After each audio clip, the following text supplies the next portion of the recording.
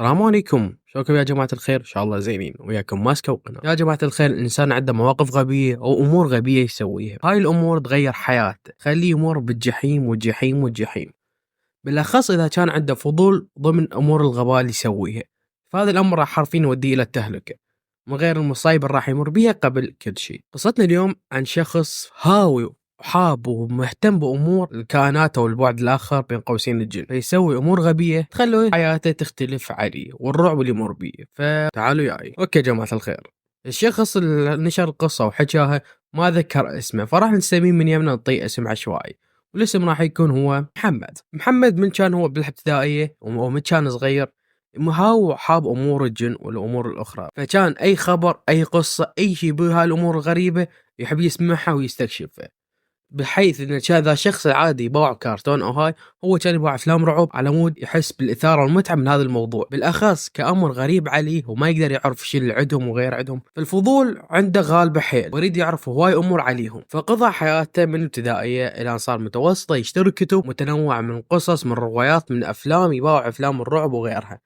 ومهتم بهاي الامور بشكل كلش كبير وغريب بين قوسين. هذا الامر شويه خلاه يبين غريب على باقي المجتمع اللي وياه، مع ذلك بقى بالامر اللي يحبه. فكان دائما يصير عنده وقت فراغ وعنده كم فلوس يروح المكاتب يروح هذه الشوارع اللي كلهم مبسطين مكاتب الكتب القديمه، فيدور بين هاي الكتب عشان يلقى كتاب بإدعاء الجن أو تسوي السحر هاي الأمور، لأن ذا الأمور مرتبطات بالجن واستدعائهن. فبقى على الحال يشتري القصص المنوعة وما قدر يحصل أي كتاب يفيد السحر هاي الأمور، فبقى يشتري الروايات والقصص وهاي الأمور والصور وأشياء الهواية تخص الجن وأشياء المرعبة لغيرها وغيرها. الآن كبر يا جماعة الخير وصار عمره حوالي 15 سنة. كان في يوم راد من المدرسة مر بالشارع اللي يبيع كتب وقال عسى ألقى شيء، فلقى حجي مصفط كتب هواي متنوعة واغلب الكتب مرسوم عليها صور الجن وهاي الامور، فهو يدور من بين الكتب لقى كتاب اسمه شمس المعارف. واكيد انت تعرف شمس المعارف وشنو قصته وشنو بلاوي بهذا الكتاب اللي الانسان يقدر يسويها. فيا جماعه الخير، من شاف الكتاب هذا حلم حياته تحقق. كان الكتاب هذا اي شخص مهتم بهاي الامور يريد هذا الكتاب ويقتل روحه اليه على مود بس يلقاه، والصدفة خلته يلقاه، فما صبر واخذ الكتاب وراح للبيت. فكانت عنده كتب اخرى من بين قصص وروايات، فجاب الكتاب وضع من بين كتب خاف اهله يشوفونه او يمنعونه من هالامر. الان يا جماعة الخير اهله طلعوا بقى واحدة، ففتح الكتاب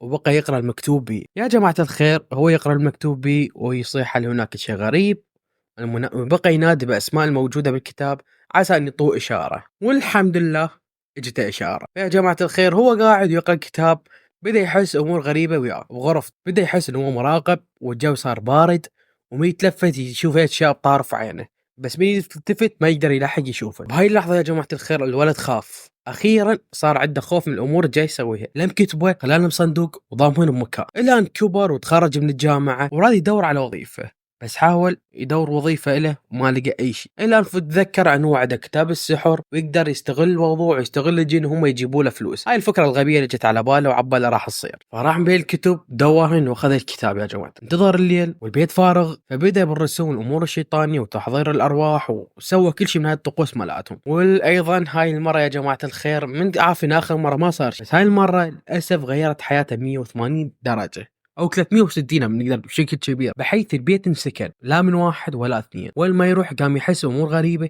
وبالبيت خاصه، ما يقدر ينام، يحس روحه مراقب، يتعرض للضرب وللخنق، اذا ينام يتحس شي فوقه.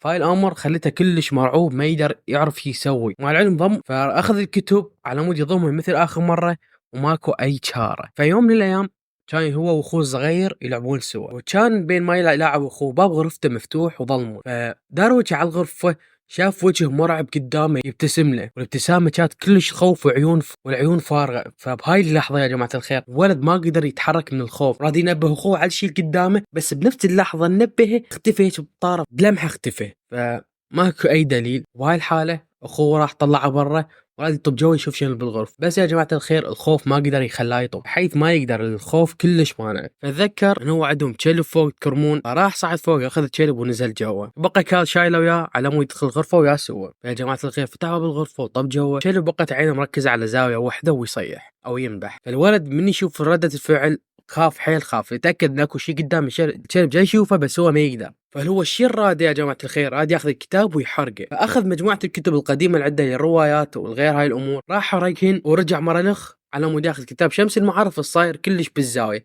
بالصفحة اللي ضاع بيها الكلب. فهو يتقرب مباشرة الكهرباء بالبيت طفت، البيت صار ظلمة وقام يسمع أصوات وأنين. بهاي اللحظة يا جماعة الخير مباشرة طفر على الفراش ماله وغطى روحه بالبطانية على مود ما يشوف أي شيء، طيح ماي مثل ما نقول يتغطى جو البطانية ما حيطخه. بهاي اللحظة بقى يحكي التم هنا روحوا عوفوني، ما راح أعيدها، راح أحرق الكتاب وأسوي. ليش ما رد واحد من الجن وقال له مو سهل نخليك، انت جبتنا وانت ما راح تودينا. فقال لهم شو تسوون؟ تردون انا اسوي، بس خلونا طلعوا، بس خلونا وعوفوني. وهاي الحكي يا جماعه الخير رد علي الثاني او رد علي الجن، قال انت من حركه الكتب ما راح تقدر تطردنا، بالعكس بل انت من حركتين خليتنا كلش غاضبين وغضبنا ياثر عليك. قال لهم اسف. يا جماعه الخير اكو ملاحظه، ظاهر ان جن استدعاه هو جن طيب او ما اذى. ليش؟ لان طلب منه هو جو البطانية قال له روح عوفه، قال له مو سهل تعوف، اذا ردت تخلينا نروح عندك امر لازم تسوي. هي الكتب اللي حرقتن كتاب شمس المعارف داخل غطي مي، انتظرهم من احد ما ينمسح الاحرف من الاوراق او ينمسح الحبر، كل شيء يختفي، تفصل المي والكتب واحد، تروح تذب مي على مكان بعيد والكتب ايضا مكان بعيد، بحيث كذا الاثنين ما يلتقن المره الاخرى، اذا التقى راح يرجع كل شيء ونرجع احنا وياه. فقال لهم مستعد اسوي هيك امور بس خلوني. بهاي اللحظه يا جماعه الخير محمد انغمى عليه وقعد ورا فتره لقى كل شيء طبيعي، حيث الكتب راح ركن لقاهن يمه بكل شيء ما بيه، فاستغرب الموضوع وظن هو هذا حلم جاي يصير. بس يا جماعه الخير عاف الموضوع كلش، اخذ الكتب راح كن غطاه بالمي، انتظرهم فتره بين ما فصل احرف على الاوراق، شمر المي بصفحه بعيده او مكان بعيد، واخذ الكتب ايضا شمرهن مكان بعيد. وهاي هنا القصة انتهت وراح اختفت اي شيء غامض من يمه وعاش حياته بشكل طبيعي الحمد لله. نعم يا جماعة الخير قصتنا انتهت. بالنسبة لما قلت موضوع حقيقية، هي صراحة مكتوب حقيقية، بس هل هي حقيقية نعم او لا والله ما ادري، لان الشخص لا ذاكر اسمه ولا ذاكر تفاصيل ولا امور اخرى غير المكتوب. قصتي حقيقية بس هذا الموجود. فنعم يا جماعة الخير لجات المقطع اليوم من عجبكم لا تنسى لايك اشتراك دمتم سالمين. جود باي.